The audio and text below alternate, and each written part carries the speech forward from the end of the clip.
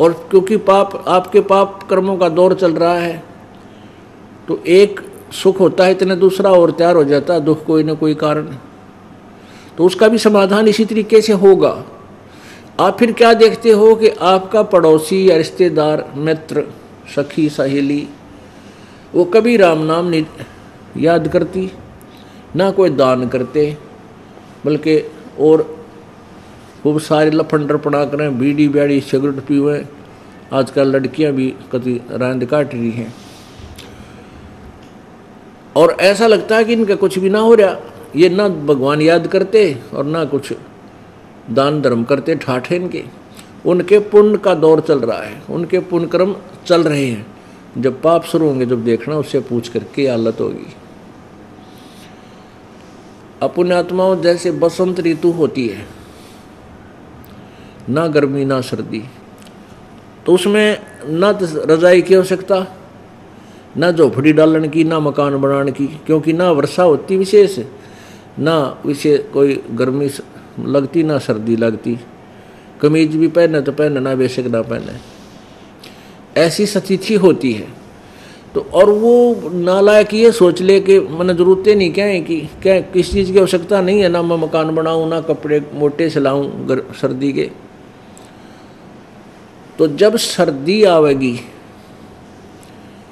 और वर्षा ऋतु आवेगी, वर्षा ऋतु आवेगी, सर्दी आवेगी और गर्मी आवेगी, तो फिर पता चलेगा उस भाई ने मकान बना लेना चाहिए था कि नहीं चाहिए था। तो ऐसे ही हमने परमात्मा के नाम का छप्पर डाल लेना चाहिए, परमात्मा की ओट ले लेनी चाहिए, ताकि आने वाले पाप कर्मों के जो गर्मी, सर्दी और वर्षा हमारे ऊपर गिरनी थी वो नहीं गिरेगी, बचाव हो जाएगा। जिन्होंने कोई व्यवस्था कर ही नहीं रखी, तो उनके सीधे सिर फोड़ेगी, ओले आगे हुए फोड़ेंगे, वर्षा होगी ऊपर पड़ेगी, सर्दी हवा सेध देगी, गर्मी हवा नुकसान करेगी। ठीक है, वह थोड़ा सा समय था बसंत ऋतु का, उसने न सोची मौज माच ली। तो ऐसे ही ये पुण्य कर्मों की बसंत थोड़ी होती है, ज़्यादा नहीं होती, और फिर पाप कर्मों की गर्मी, सर्दी, वर्षा खूब दे ही तोड़ेगी, खूब दुर्गति कर देगी। तो उनसे बचने के लिए हमने ये राम नाम का छप्पर, राम नाम की ओट लेनी पड़ेगी। तू ही तुतकार थी, जपता अजप्पा जाप, बाहर आके भरमियाँ बहुत उठाए पाप। तू ही तुतकार थी, निरंकार धुन ध्यान, जिनियो साज बनाई या जाकू ले पिछाण। गरीब जठ रगनी से राखिया, ना साई गुण भूल, ओ साहेब दरहाल है, क्यों बोवत है सूल। जिस परमात्मा ने तुझे माँ के पेट में जठराग्नि, जठराग्नि एक ऐसी व्यवस्था है, इतनी गर्म हीट है, इतनी गर्मी है पेट में प्रत्येक प्राणी के। जो खाना आहार हम करते हैं, खाते हैं, उसको जठराग्नि पहले पकाती है और फिर पचाती है। यानी इतनी गर्मी है उसमें, एक खाना खाते ही वहाँ इतनी गर्मी उत्पन्न हो जाती है कि बहुत ज़बरदस्त। और आप देख लो, कोई चीज़ ताती करनी, गर्म करनी होती है, पकानी होता, कितना आँच हो से वहाँ पर। तो ऐसे ही हम कच्चा आहार करते हैं, जैसे काकड़ी खा ली, खीरा खा लिया, प्याज खाए, कच्चे खाए। और ये पके हुए रोटी आदि हम खाते हैं, दाल, ये भी पकी नहीं है, अंदर जाके फिर पकाई जाती है हमारी मालिक के दिए हुए सिस्टम से।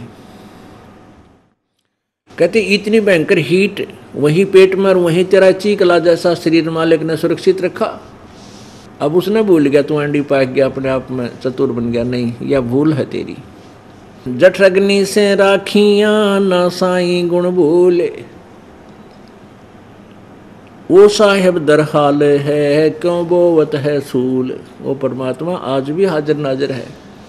ये काटे ना वो चोरी ठगी करके रिश्वत आदि लेकर तू धनी बनना चाहता है, नहीं बन सकेगा कभी भी। और तेरी आवश्यकताएं वो परमात्मा पूरी करेगा, तो उसके कनेक्शन तक जुड़ जाए। वह आद घड़ी की आद घड़ी, आद घड़ी की आद, संतों से ती गोष्ठी ही जो की जैसो लाभ। पाव घड़ी तो याद कर निमा नास ना खोए, सतगुर हेला देते है विषय सूल नहीं बोए। अब क्या कहते हैं, आध घड़ी की आध घड़ी, आधी की फिर आध, यानी पाव 20 मिनट भी तू भगवान की चर्चा किसी भगत संत के साथ बैठ के कर ले, उससे तेरा जो है जो विचार बदल जाएंगे और परमात्मा में रुचि शुरू हो जाएगी। अब सारा दिन हम कहाँ बैठते हैं, उसने ऐसा बना लिया, उसने कोठी बना ली, उसका लड़का बड़ा पैसे कमा रहा है भाई है, उनको ये हो गया और उन्होंने ऐसा ले लिया, फिर आप भी होकंड क्रोक जैसे तैसे करके धन जोड़ने की सोच है। और धन भी भगवान देगा जब होगा, वैसे नहीं होता है। ये भूल जाना कि आप एक तिल के तुल्य भी संस्कार से अधिक प्राप्त नहीं कर सकोगे। हाँ, जब आप परमपिता परमात्मा पूर्ण ब्रह्म की शरण में आ जाओगे, फिर आपको आपकी प्रारब्ध में ना होगा तो भी देगा, क्योंकि वो समर्थ है और उसको पता है मेरे बच्चे की को क्या आवश्यकता है, मेरी बच्ची को। तो उसकी शरण में आने के बाद फिर वो हमारा साथी हो जाएगा। उसके कनेक्शन से जुड़ने के बाद फिर परमात्मा अपने हिसाब से हमें चलाएगा। जब तक हम परमात्मा से नहीं जुड़ते, हम कटी पतंग होते हैं। बिना पतवार के, बिना खेवट के नौका कहीं भी जा सकती है कि इधर उधर धक्के खा रही है। तो ऐसे ही हम पूर्ण परमात्मा की शरण में आ जाएंगे, तो परमात्मा के चरणों में हम जुड़ जाएंगे, तो उनके हाथ में हमारी डोरी हो जाएगी, रस्सी हो जाएगी। पाव घड़ी तो याद कर निमा नास न खोए, सतगुरु हेला देते हैं विषय सूल नहीं बोए।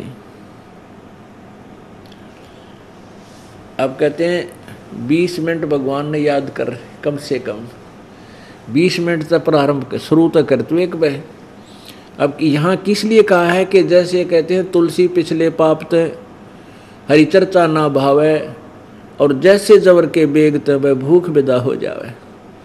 जैसे बीमार आदमी को जिसका बुखार हो गया, जवर, उसको भूख लगनी बंद हो जाती है। और ये प्रतिदिन खाने वाला आहार, स्वादिष्ट रोटियां, सब्जी, ये भी उसको कड़वी लगती हैं। फिर उनको ये खिलाते हैं, खा ले तू संतरा खा ले, सेब खा ले, किशमिश मनुखा दाग खा ले। लेकिन वो एक बार जीभ के लगाता है, कहता मन अच्छा नहीं लगता, मुझे अच्छे नहीं लगते, कड़वी लगे। अब न तो मनुखा दाग कड़वी, ना वो सेब संतरे कड़वे, और न ही वो प्रतिदिन आहार किया करता, वो रोटी खराब होगी। उस जवर के कारण आपके शरीर की व्यवस्था खराब होगी, जिस कारण से आपको मीठी वस्तु भी कड़वी लगने लगेगी। ऐसे ही हमारे पाप कर्म इतने बढ़ गए, उन पाप कर्मों के जवर से हमने राम नाम का जिक्र चर्चा कड़वी लगन लाएगी, कति निस्वांति। जिसको जिसको ये रास्ता नहीं मिला है, और बाकी सिनेमा देख ले, 3-3 घंटे फिल्म देख ले, और गप्पे सप्पे मार ले, कितना खूब अच्छी तरह लगा रहेगा। और परमात्मा की चर्चा में सत्संग शुरू होते ही एक आध दिन लटके आने लग जाएंगे, है तरह के जो भैया। अब तो ठीक है, हम लापरवाह हो गए, क्योंकि मनुष्य शरीर है, टाइम पर टूक मिल रहा है। फिर देखना पशु योनि में जाने के बाद कोई ना लटके लेने दे, बैल बन गया जब कोई सारा दिन धंधा करना होगा, एक पल भी आप अपनी मर्जी से नहीं बिता सकते। गधा कुत्ता सूअर बन गए तो दुर्गति। तो अब हमने इस जो परमात्मा ने हमें थोड़ा बहुत सुख दिया है, इस शरीर में मनुष्य जीवन दिया है, इस सुख में समय का हमने सदुपयोग करना चाहिए।